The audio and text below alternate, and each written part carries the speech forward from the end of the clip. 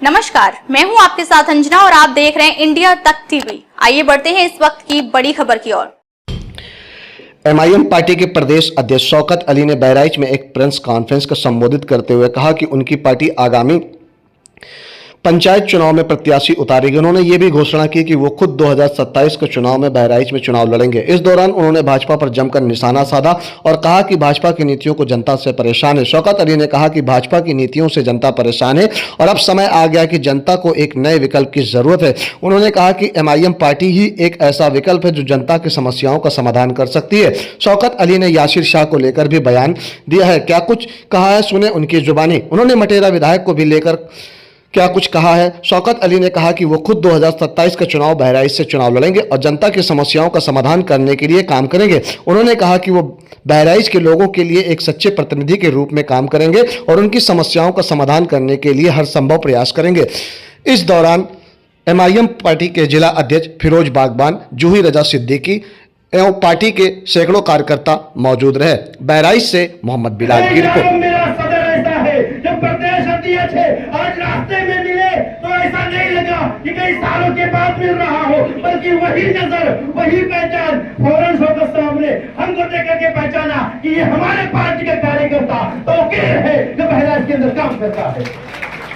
मैं शुक्रिया अदा करता हूँ अपने सदर साहब का कि अल्लाह ताला लाख लाख शुक्र है कि उत्तर प्रदेश के अंदर तूने एआईएमआईएम पार्टी की कमान ऐसे शख्स को सौंपी है जो अपने छोटे से छोटे कार्यकर्ता को पहचानता है।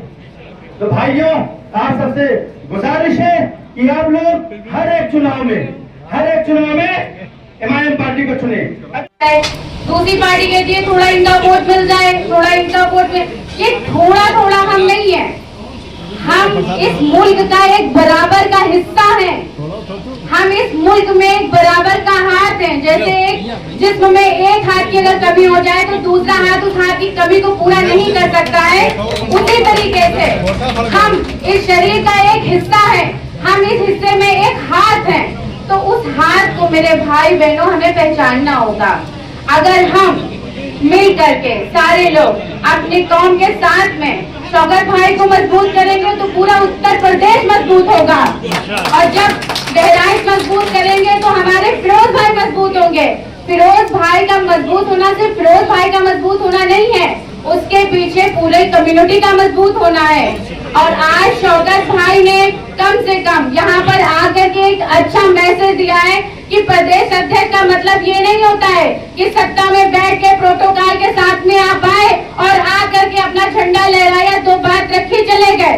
वो आपके बीच आए आपको समझने के लिए, आपके बीच में आए कि आपकी प्रॉब्लम को सुने, समझे और उस हिसाब से जा करके अपने आला दर्जा के लोगों को बताएं कि हमारे कौम में ये परेशानी है, हम ऐसे आगे बढ़ सकते हैं, हम ऐसे काम कर सकते हैं। और क्या हमारा फर्ज नहीं बन सकता है कि हम इनके हाथ को मजबूत करें? जब तक हम इनके हाथ को मजबूत नहीं करेंगे तब तक हम आगे कैसे बढ़ेंगे? उत्तर प्रदेश के हर जिले में लगातार कैडर्स प्रोग्राम कर रहा हूँ और छोटे मोटी जनसभाएं, बड़ी भी छोटी दोनों कर रहा हूँ। और ये काम मैं आज से नहीं, लगभग मैं 11 सालों से कर रहा हूँ। वक्त लगता है एक ज़िले से दूसरे ज़िले में पहुँचने में, क्योंकि हमारा जो प्रदेश है एक देश के बराबर है, 25 करोड़ की आबादी है। इसी सिलसिले में आज बहराइच का आना हुआ है और अभी हम लोगों का एक प्रोग्राम है। इसके बाद इंशाअल्लाह मैं सालार मसूद गाजी रहमतुल्लाह अलैह के दरगाह पर भी जाऊंगा। बहराइच के अंदर सबसे बड़ा जो मुद्दा है वो पलायन का मुद्दा है। आज पूरे हिंदुस्तान में बहराइच से लेबर भेजे जाते हैं, बल्कि खरीदे जाते हैं, अगर मैं ये कहूँ तो गलत ना होगा। उसकी वजह यह है कि यहाँ पर रोज़गार नहीं है। सरकारी नौकरी की तो हम उम्मीद ही नहीं कर सकते क्योंकि हम मुसलमान हैं, हमें तो मिलनी नहीं है। लेकिन यहाँ पर बेरोज़गारी है, कोई कल कारखाने नहीं है किसी तरीके के। यहाँ पर एजुकेशन सिस्टम नहीं है। बहराइच शहर गंदगियों का अंबार है। बहराइच के अंदर ट्रैफिक का मामला है, अतिक्रमण का मामला है। ना मौजूदा विधायक किसी लायक है, वो नाकारा है, या पूर्व विधायक जो है वो भी नाकारा था। अभी आपने देखा कि कुछ दिन पहले बहराइच के अंदर महासी में हिंदू मुस्लिम के बीच में एक तनावपूर्ण मामला हुआ, जिसमें एक मिश्रा जी की जान भी चली गई। बहुत सारे मुसलमानों पर भी फर्जी तरीके से मुकदमे लगाए गए, उनको जेल भेजा गया। बहराइच ज़िले के लोग परेशान थे। बहराइच शहर में भी लोगों की दुकानों को आग के हवाले किया गया। लेकिन बहराइच के लोगों ने जिस शख्स से उम्मीद की थी, जिस शख्स को अपना नेता माना था, वो बहराइच छोड़ करके भाग गया था। अब मुझे नहीं मालूम कि वह लखनऊ में था या बगल के ज़िले में, कंट्री में था, बगल के देश में था, ये मैं नहीं बता सकता। लेकिन जब जब ज़रूरत पड़ी बहराइच के लोगों को, तो उनका नुमाइंदा हमेशा गायब मिला। उनकी मोहतरमा है, मटेरा से विधायिका है, बावजूद उसके आज तक अगर बहराइच के लोगों ने, मटेरा के लोगों ने या पूरे उत्तर प्रदेश के लोगों ने दो शब्द उनको कभी विधानसभा के अंदर बोलते हुए बहराइच के इशू पे सुना हो तो बताए। ये लोग बहराइच में रहते नहीं हैं। यासर शाह तो एक मर्तबा बहराइच आते हैं मंगल के दिन, बड़ा मंगल खाते हैं, बड़ा मंगल खिलाते हैं, सर पे अपने वो क्या बोलते हैं तिलक लगाते हैं और यहाँ से चले जाते हैं। तो वो सिर्फ अपना पेट आते हैं बड़ा मंगल खाने के लिए, भरने के लिए। बाकी बहराइच की आवाम से उन्हें कोई मतलब नहीं है। कहीं ना कहीं गलती इसमें हमारी भी है, हमारे समाज की है, क्योंकि हमारा समाज कभी कंडीशन पर वोट नहीं डालता। हमारा समाज ये देखता है कि बीजेपी को कौन हराएगा। जितेंद्र और महेंद्र के झगड़े में अब्दुल दीवाना हो जाता है, नुकसान बेचारा खुद सहता है। भाई जितेंद्र की सरकार है, महेंद्र की सरकार है, दोनों खालाजाद भाई हैं, मामूजाद भाई हैं, फूफीजाद भाई हैं, उसमें तो हमको दीवाना होने की जरूरत नहीं। अगर हम बहराइच से दो भक्त कहाँ गए? पाकिस्तान का पानी रोक दिया, मैच क्यों खेल रहे हो? ऑपरेशन सिंदूर कंटिन्यू है तो मैच क्यों है? क्या हमारे उन 26 मासूमों जो हमारे भारतीय को उनका धर्म पूछ करके मार दिया, क्या उन्हें इंसाफ मिल गया? मोदी जी, योगी जी, आपसे मेरा सवाल है, दिन रात आप हिंदू मुसलमान करते हैं, ये कौन सी मोहब्बत है आपको पाकिस्तान से? हमारी पार्टी इस मामले को कंडम करती है। पाकिस्तान के उस मैच को हम अभी भी कहते हैं, अगर वक्त है तो उसको रोका जाए। पैसे बहुत आएंगे जाएंगे, लेकिन हमारे 26 लोगों की जान की जो कीमत है उससे ज़्यादा हमारे लिए पैसा माने नहीं रखता। एक चीज़ बार बार सुनने में आती है, एक जोकर है बीजेपी का, उसके घर पर हमारे देश के प्रधानमंत्री भी जा चुके हैं। इलाज करवाने के लिए हमारे बुजुर्गों ने अपना खून पसीना दिया है। अच्छा सुनो, ये बगल का जो देश है, जब तक हिंदू राष्ट्र था ना, तो वहां के लोग आकर के हिंदुस्तान में सीटी बजाते थे, रात में पहरा देते थे। तो तुम क्या चाहते हो कि अब हिंदुस्तानी जाकर के नेपाल में पहरा दे? हम यही बात अगर कह दें कि हम भारत देश को मुस्लिम राष्ट्र बनाना चाहते हैं, तो हम पर मुकदमा कर दिया जाएगा। क्यों? अगर कल क्या हमारा बौद्ध भाई खड़ा होगा, वो भी ये बात कहेगा कि भारत देश को हमें बौद्धिस्ट राष्ट्र बनाना है। कल के ईसाई भाई हमारा खड़ा होगा, वो भी ये बात कहेगा कि भारत देश को हमको ईसाई राष्ट्र बनाना है। इसका मतलब ये है कि आप देश के अंदर अफरा तफरी पैदा कर रहे हैं। उन्होंने दुनिया देखी नहीं है।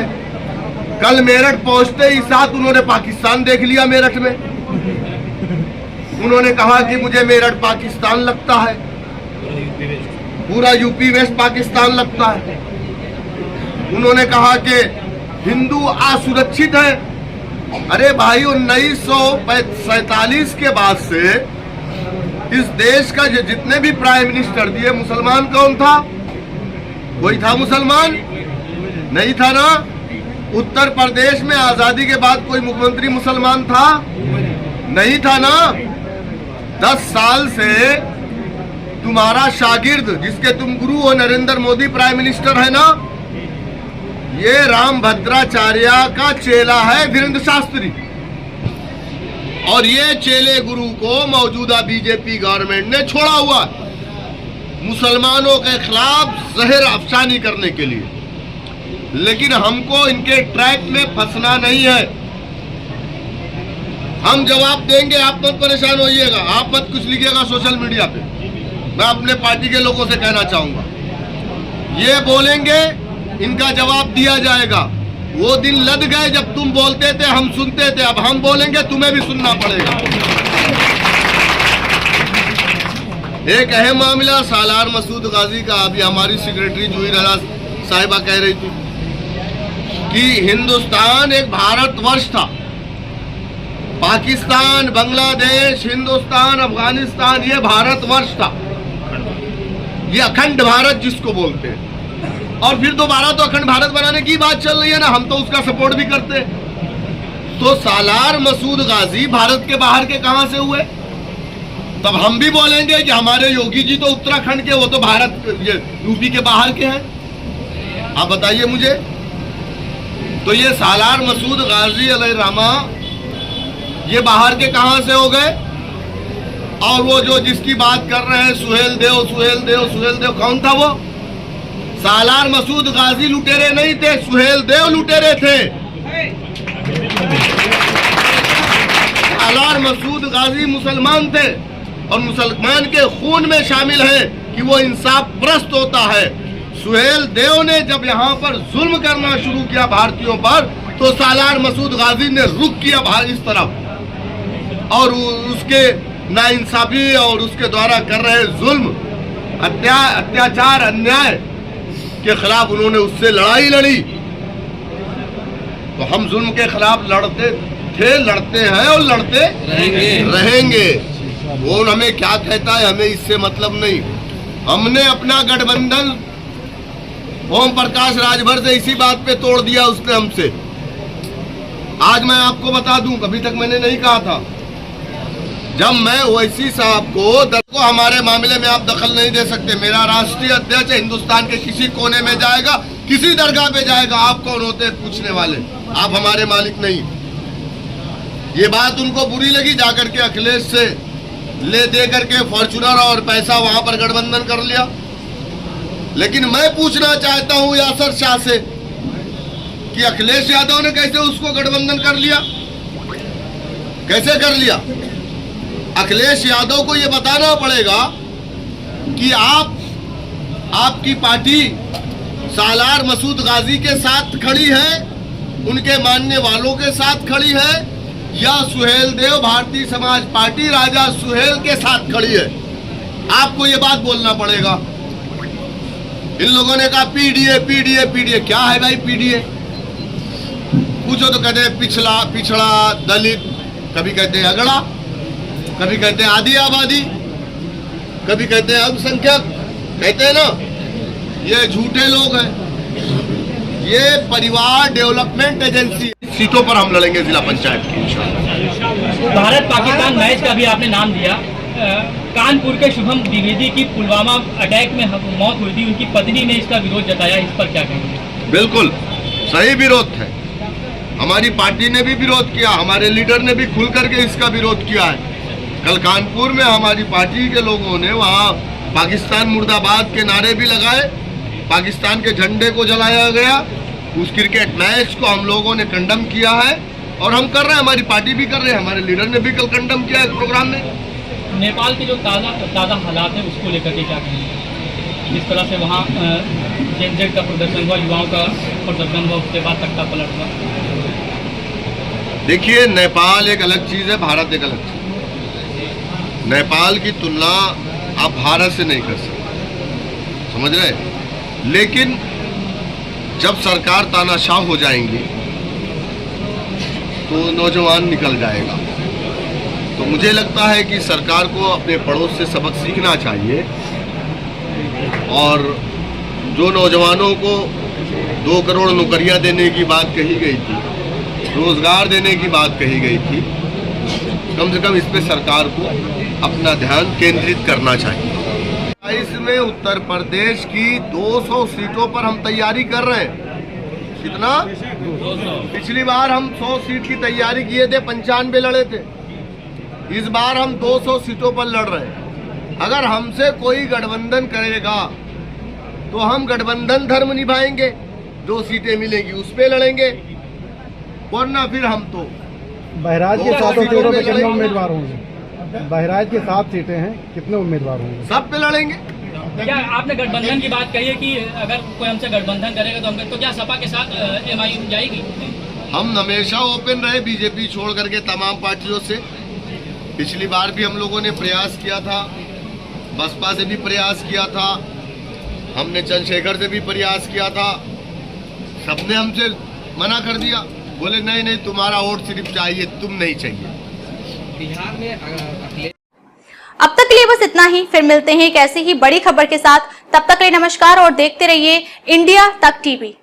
अगर आपको हमारी वीडियो पसंद आई हो तो लाइक करें व शेयर करें। ऐसी लेटेस्ट अपडेट पाने के लिए बेल आइकन प्रेस करना ना भूलें। अगर आप हमें फेसबुक या फिर इंस्टा के माध्यम से देख रहे हैं तो हमारे पेज को फॉलो जरूर करें। धन्यवाद।